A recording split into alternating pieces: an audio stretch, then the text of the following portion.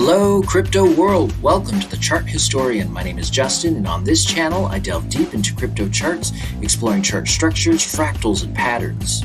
So, as usual, I've been poking around the XRP chart, and what I'd like to do in this video is deep dive into what took place over here and compare it to here. So just a quick review of the overall basic structure of XRP. So XRP in a decline does a repetitive structure that repeats every single time. I'm talking about a major bear market decline. Let me show you really quickly. Okay, so here is the initial peak, and after this there's a series of peaks that it does. I label them from A to F. Sometimes A is not there. These peaks are guided by repetitive structures. So the fact that C comes up like this, has two parts to it basically, and then drops, and then D pulls up right here and then drops and then does this bowl type pattern before dropping and then moving back up again and doing a bowl again before dropping into F. All these are repetitive structures that play out. Let me go to the very first time XRP ever had a bear market, and I'll show you what I'm talking about. Okay, so here we are back in 2013. Here's the peak, and the decline took place in 2013/14. So as you can see, it's not very exaggerated here, but C has two peaks. It declines, moves back up, and then moves into D. It does this bowl type thing before declining. E, it moves back up, does another bowl before declining into F. So this structure repeats and repeats and repeats. Here, let me show you. Let's move over here, and you can see on the next decline that took place, this one was in 2014, the peak, and the decline was in 2015. So here we see those two parts to C right here. It declines, moves back up, does that bowl thing in D, declines, moves back up again in E, does that bowl thing, and declines into F. So it's a repetitive structure. Every time it plays out uniquely. However, the overall structure is the same. So I would like to talk about the 2017 decline that took place, and to do that I'm going to go over to here, which is CoinTrader Pro, and this allows me to zoom in on a smaller scale because this took place on a very quick time frame. Let me show you what it looks like on a day candle. So here it is. This took place on a day candle. This did not have A. Sometimes A is not there, but the overall structure is the same. C has its two parts, declines, pulls back up into D. D does this bowl thing. It's very hard to see on this time frame. It's better to look at it on a smaller time frame. Let's do that. So here we are on a smaller time frame. There's no A, there's B. C has those two parts. D pulls back up, does that bowl thing, declines into E right here. E pulls back up and then does a bowl, another bowl right here before declining into F. And it is this F. This F is a modification. Normally F drops further. This time it didn't.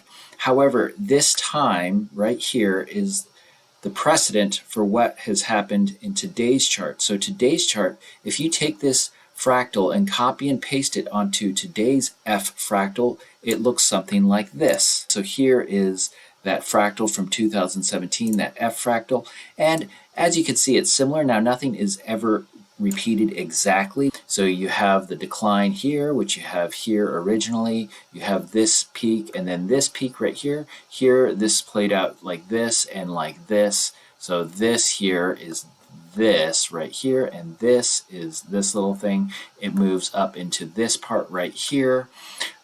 So you have that little peak right there, which is this. Then you have the peak right here, and then you have this part right here, which is here, and then this little part right here, which is here, before moving into the next phase. So this is the capitulation fractal of the decline. So it is from 2017 that we get today's structure from in 2017 is a modification of the original one. So now we are moving up into this part right here, which we are going into a new phase. This is a range-bound sideways time that leads into the next bull run. So how did this look like back in 2017? Well, let's take a look.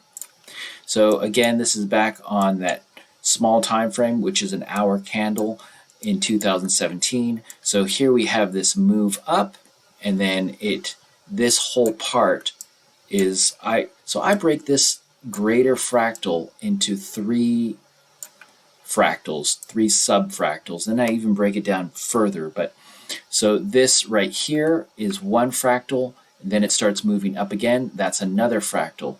So if we copy and paste this fractal right here onto today's chart, let's see how that looks. Okay, so here is that fractal from back in 2017, and if we place it on here, you'll see that it is not a bad fit. But let's zoom in a little more and kind of analyze this and see how well of a fit it is. Okay, so I am now on a 4-hour time frame, a 4-hour candle, and as you can see right here, this peak right here is this peak right here. It moves up right here. I would venture to say that this is this part right here. This one went lower than over here. It moves up right here, comes to a peak, and then it drops right here, drops right here. This one again went lower. So the theme here is it goes lower than it did previously. It moves back up, it comes back down at an angle, just like right here. It also has two parts to that, just like it does here. And now we are currently working on this part. And if this is going to hold true, we should expect something like this, which would bring it to a capitulation point. So if we tried to match this, the timing is different. It would be roughly something like that. So the interesting thing about the 2017 time frame is it seems to be a guide of what is potentially taking place today on today's chart. Now, nothing ever is an exact match. There is always going to be some deviation, some evolution, so to speak, of the fractal, but it should follow the basic pattern. So every time a fractal repeats, it's a unique expression of that same fractal, but the structure should be the same. So there is one other structure that is taking place. Let me go back to the day candle. Okay, so here we are back on a day candle, and when this phase occurs in XRP, this range-bound sideways time, when it moves up, a lot of times on this part of the fractal, it will copy something. It'll produce something similar to a previous peak in the decline. So I took, I believe it was this one right here, and I copied and pasted it onto here. Okay, so here we are. This is that fractal that I copied and pasted from the previous, one of the previous peaks. So as you can see, it is a fairly good match as well. Now, one key difference here is if this is following this, we should see it actually start moving up and not drop lower. So that is something to keep an eye on as this continues to play out, which should be over the next probably few days, I imagine, or a week. Now, this is actually this. So with this fractal right here, this potentially could be either 1/3 of the overall sideways range-bound time, or it could be the complete one just played out. Now this is a little stretch of for it to be this. It could be the complete fractal has 3 different parts, which this does have. So it could be that 3 different parts, although this is a very short time frame. The 2017 is actually a very short time frame as well. Sometimes this range-bound time can take years to play out. Sometimes it plays out very quickly. I believe if we continue to follow that 2017 fractal, we would see a very rapid version of this sideways range bound time, which would potentially be over. Let me take this one off and put the other one on. Okay, so here we are on a day candle, and here's that full fractal, and that would have us now. Timing could change. It could go slower, could speed up. But if it followed roughly what it's doing now, it would be sometime in March. You can generalize it, say sometime in spring.